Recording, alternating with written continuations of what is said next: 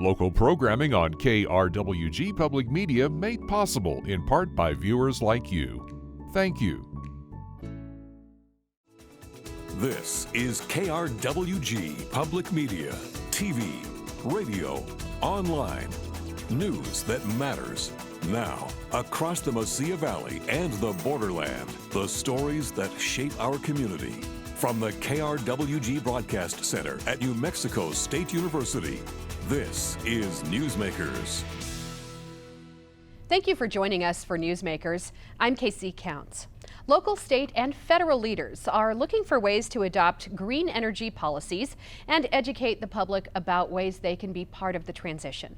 City of Las Cruces Sustainability Specialist Jenny Hernandez joins the program to discuss the city's role in that effort, misconceptions about going green, and how the Inflation Reduction Act is expected to help local governments progress in the transition. First, KRWG Public Media scholar Noah Race takes us to a recent expo highlighting electric options for residents. U.S. Senator Martin Heinrich, along with other local leaders, arrived at the Las Cruces Convention Center on an all-electric bus to promote the future of cleaner energy sources at the Power Up Las Cruces Expo. The expo showcases electric cars, solar panels, and energy-efficient building upgrades to the public. So much of the impetus to do this happens at the local level, and we're seeing Las Cruces step up in a way that is really at the highest level of national leadership, really going the extra mile to educate their constituents on what's available, how to do it, how to get educated, and then what next steps you need to take. While many may be excited for the future of electrification, some may be held back by the higher costs of these emerging products. Senator Heinrich says due to recent legislation, this hurdle may have been crossed. One of the things I worked on extensively last year that was included in the Inflation Reduction Act is a set of rebates that make it possible for someone who is low income or moderate income to buy these new technologies at effectively the same cost that you would use for an older, less efficient technology. The United States has historically ranked as the second largest emitter of greenhouse gases, churning out an estimated 14% of carbon emissions, according to the Union of Concerned Scientists. However, there has been progress. According to the Environmental Protection Agency, since 2005, the U.S. has cut 20% of its emissions, thanks in part to some of the technology and knowledge being shared at the expo. It used to be that the single biggest source of CO2 emissions was the power generation sector. That's not true anymore because wind and solar and batteries have gotten so cheap. Now transportation is a bigger sector, and then a huge portion of it is the things that we burn in our homes. I think you should look at it like cell phones and how you started out with a flip phone and now you're in a smartphone, and this is going to be a transition that everything that you were doing now that wasn't electrical now will be. The City of Las Cruces Sustainability Officer Lisa LaRoque says that she has been helping update city equipment as well as help local residents switch to cleaner energy without breaking the bank. We're moving our fleet to 50% EV by 2030. We're adopting community solar and have over 25% of the energy that we generate in the municipality come from renewable energies. We're working on low-income programs where we'll help facilitate that process so that they'll be in the front of the line for all of these rebates that we get. The City of Las Cruces says that driving makes up 53% of Las Cruces emissions. This means that electric vehicles have become one of the biggest opportunities to lower carbon emissions. With EV sales more than doubling in 2021, James Pleasant II with El Paso Electric says now is the time to ditch gas.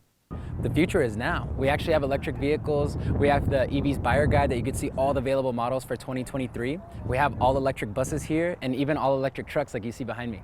Pleasant says that electricity averages about 3 times cheaper than gas, making the convenience of charging at home even more enticing. But for longer trips, careful planning is needed to find a charger. So the typical range for these electric vehicles is going to be over 200 to 300 miles. And keep in mind, the average person travels about 40 miles or less per day.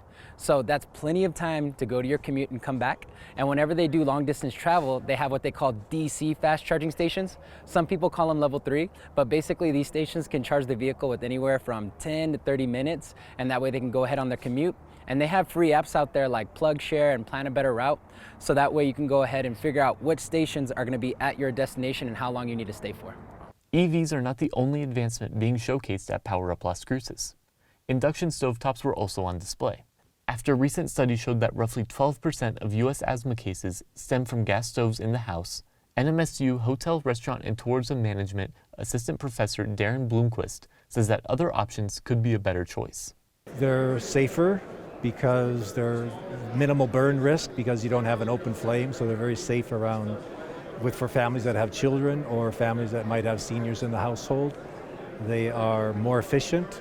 The induction cooktops put about 85% of the energy that you are paying for to cook the food into the food, where gas stoves probably 32%.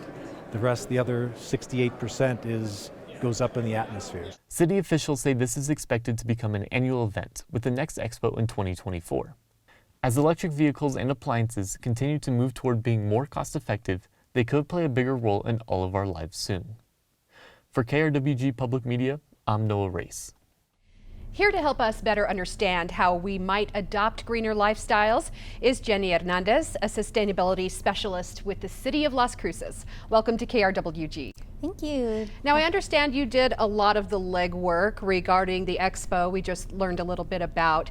Tell us in general terms what sustainability means to you.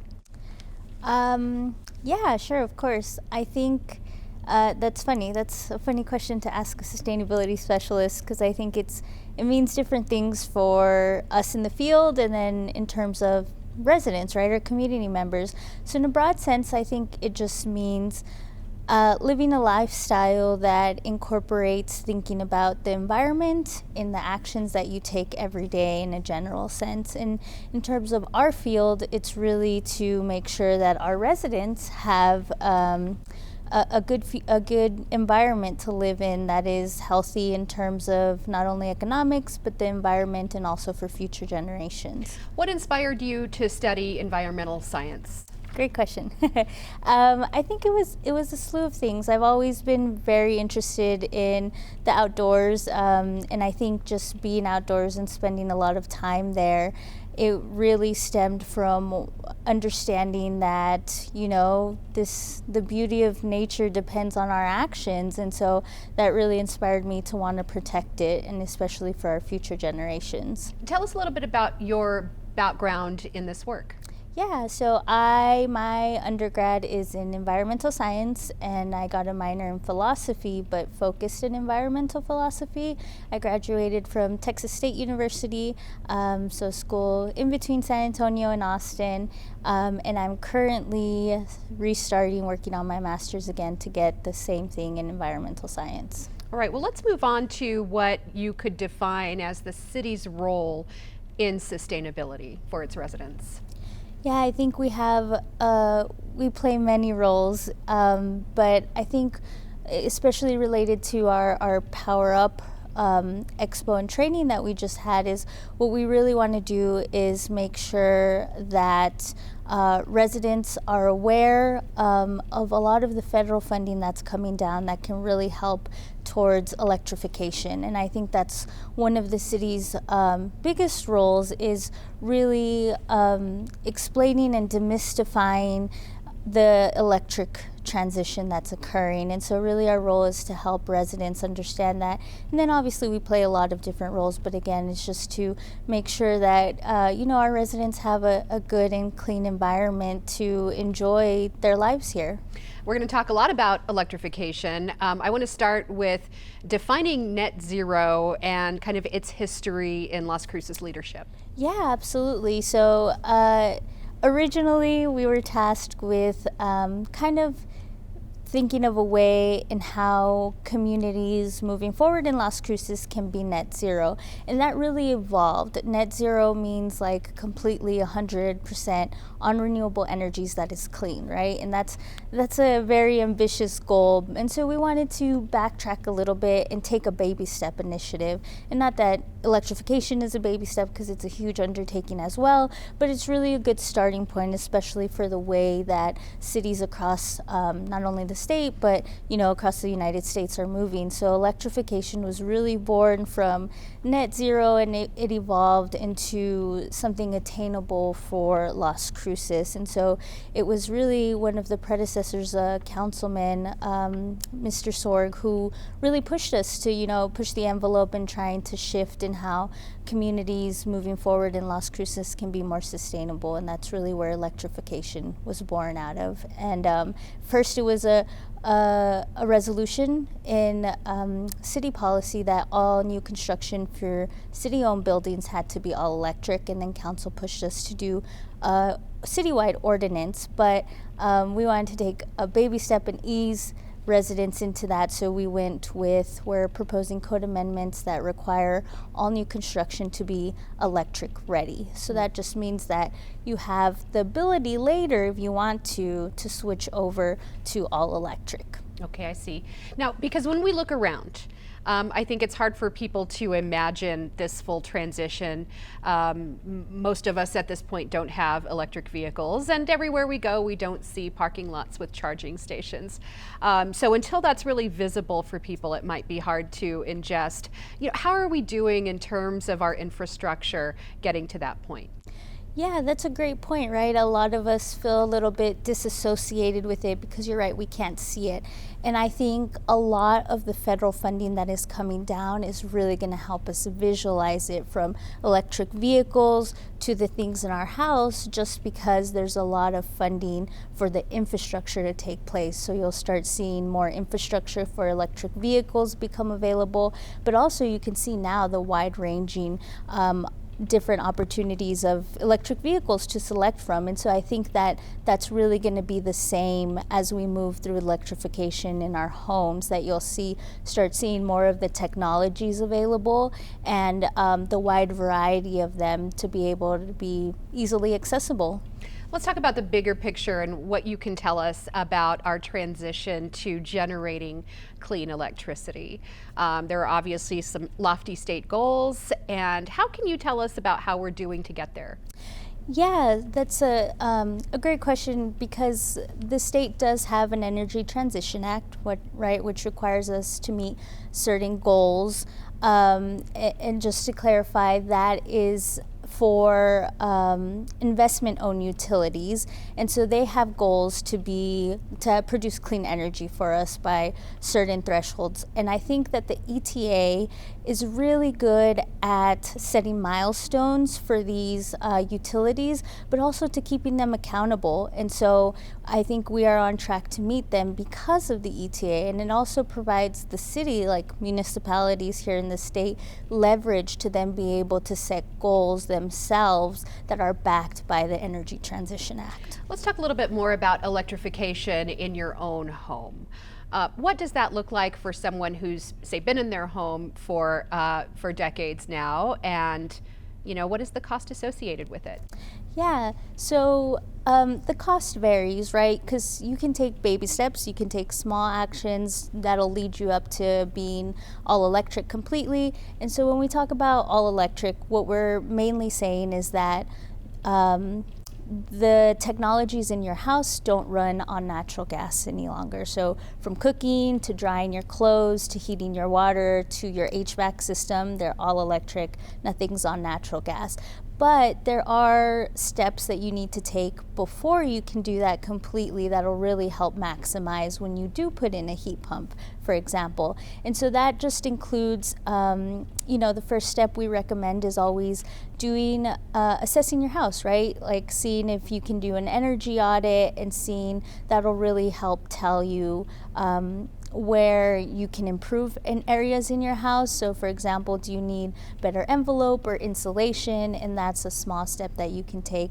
Or if it's replacing your windows, that'll really help too. And then that can lead up to, as your appliances life comes to an end, you can replace them with all electric technologies, like converting your HVAC to a heat pump. Now, you've mentioned natural gas a couple of times, and I know that for me personally, it might be a little bit difficult to give up my gas stove. It's probably all I've ever used in my adult life. I don't know how I'm supposed to heat my tortilla on the electric range, but you say it's doable. Absolutely, it's doable and it's better.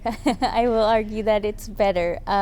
Yeah, so that's a lot of residents' hesitations with this transition, which is completely understandable, but the technology has evolved so much, and what's really great about induction cooking, which is the alternative, is that the way that it works is they're magnets, right? They're cooked with magnets of the pan, so the precision cooking is so precise that you can boil water instantly and you can cook really quickly and get that temperature exactly to what you like. So if you are cooking something specific that needs a certain temperature, it's right on there. What was really good about Power Up is a lot of our residents said that that's the next step they would take, because we had DACC chefs there really showing how induction cooking is really not that different.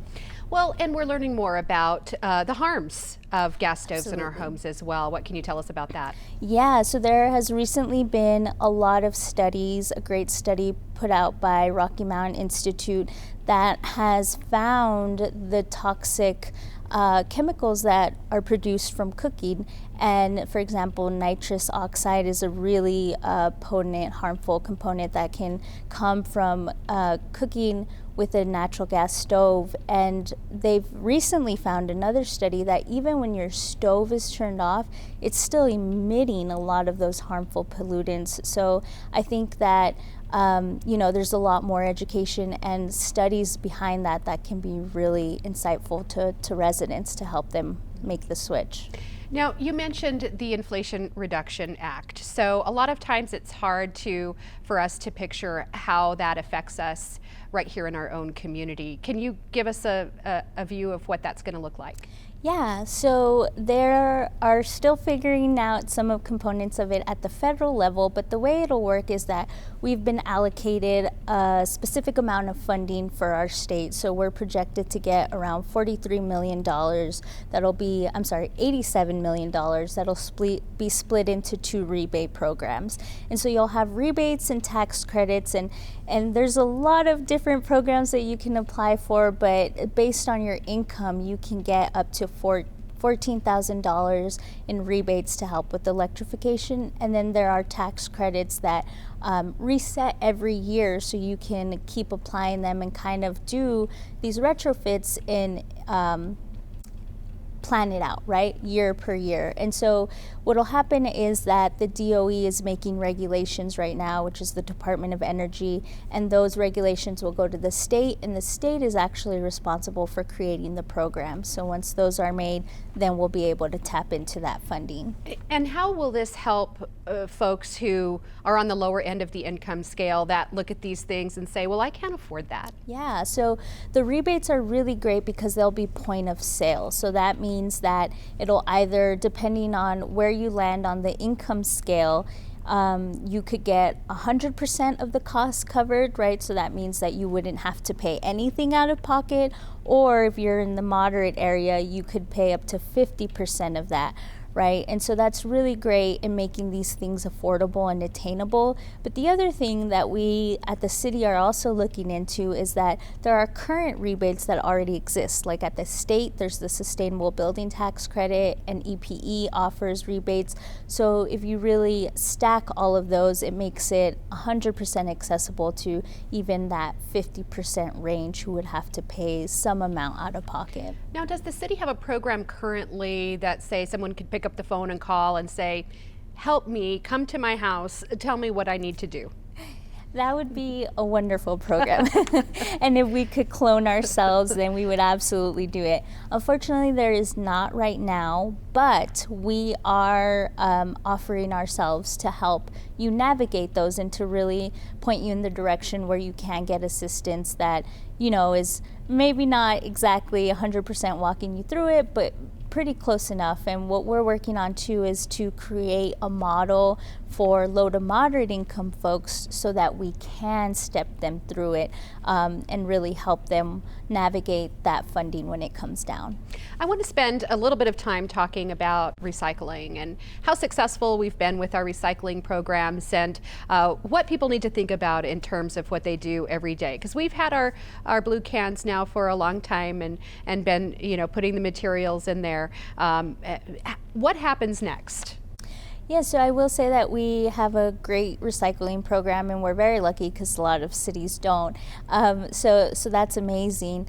And obviously in detail, I can't walk you through exactly what happens next, right? But recycling is very much, there are other components to consider, right? There's some nuances of what you can and can't throw in and how clean they are as opposed to contaminating the stream. So it is a little bit tricky to understand, but we definitely don't want to discourage anyone from doing it. It's a great first step. But to also keep in mind that there are also things on top of recycling that you can do that are really impactful for the environment. Give us some examples. So composting is one, right? You can also do composting, which some people get a little bit weird about, but that's great. That's where you take your food scraps and you just put them in the soil and it breaks it down and you can use it for your plants or your garden, which is really great. But it's funny because our office gets that question a lot, right? Like, what is the one thing that I can do that can help save the earth? And it's a little bit more complicated than that, but every action helps. And so I think with the funding that is coming down and the way that the Energy Transition Act is occurring is that it gives us an opportunity where individually we can make a really big impact. So I'm going to shift my answer now and say that one of the most impactful things you can do is to start electrifying your house to be all electric. Now, you worked previous to your job in Las Cruces, you worked for the city of El Paso in a similar capacity, and obviously from state to state, from municipality to municipality, we have lots of different opinions and approaches to the future of our energy. How would you compare the two and you know, what would you say about working together and moving the whole country forward? Yeah, so like you said, right, state to state is very different and complicated. One, because I don't think that Texas has an Energy Transition Act, but two, I am very positive that they actually have a ban on banning natural gas. So that makes it really hard for municipalities to do things like we're doing, right? To pass an ordinance that says we have to move towards electrification or that says all new construction can't have natural gas in it. So it really ties states' hands sometimes depending on their policies. And so that's what makes it really tricky for cities like El Paso to navigate, right? They have to be more innovative in how they can work around obstructions like that. And so we're very lucky that we have a state that is very supportive and has an Energy Transition Act. And so I think that's where the biggest differences are sometimes in municipality. And in terms of you know, as a country, that's what makes it really hard, is a lot of states are impeding us moving forward. Jenny Hernandez, that's all the time we have. Thank you so much for sharing your insight on this issue with us. We appreciate it. Thanks. And with those high gas bills we've been paying and temperatures regularly plunging down into the low and mid-20s overnight, we're all looking for more economical ways to stay warm. That might include throwing another blanket or quilt on the bed, and some local quilters aim to make that happen for others. In this Community Connection, producer Christian Valle takes you into the world of quilting in Las Cruces. Las Colcheras is a local nonprofit organization that's open to teaching anyone the art of sewing and quilting. The comfort quilts they make are donated to various organizations in town for warmth and to raise funds for community projects.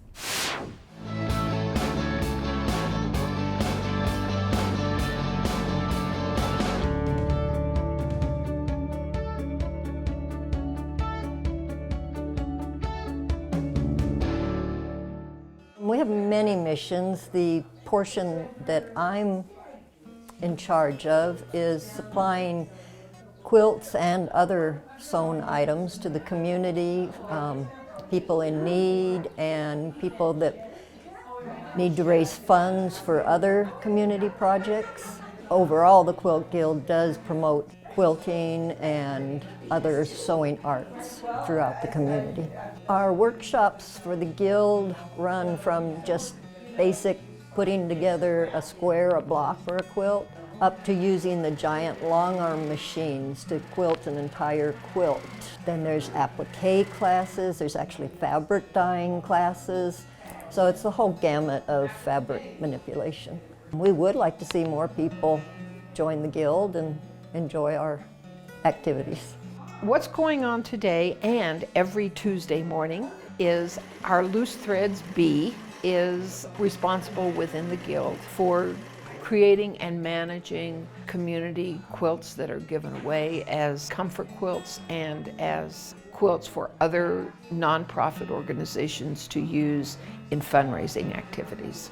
These quilts are distributed within the community to various groups, to individuals. If we read in the paper that there's been a fire, we try to run that down and make sure that members of the family have something left and receive one of these comfort quilts. We also distribute many quilts to, say, hospice and La Casa, and these are for individuals and they get to keep them. We hope that it provides some comfort for members of the community. Quilting has brought a lot to my life and to the lives of a lot of people. I'm proud to be a quilter and continue to keep doing it. We accept all sewing donations, knitting, sewing. We disperse these materials to our outreach groups if we don't use them in our quilt specifically. We're even connected to the theater groups to give them fabrics that we can't work with. They can go to our website, lcqg.org, or they can just call me or email me. My email is orchardhaven@gmail.com, and my phone number is 575-644-6285. And we can pick up or meet you somewhere. We'd love to have your donations. We would like to have more people learn to sew, even if all they do is sew on a button or a hem. We're actually glad to help teach them that. That's our time for now. Join us this week on KRWG Radio. Every weekday it's Morning Edition from 5 a.m. to 9, Fresh Air at 11, followed by Here and Now from noon to 2, and All Things Considered 4 to 7. KRWG News is always online at krwg.org, and we'd like to hear from you. Email us with story ideas and video submissions. The address is feedback@nmsu.edu. For all of us at KRWG News, I'm KC Counts. Have a great week. We'll see you next time on Newsmakers.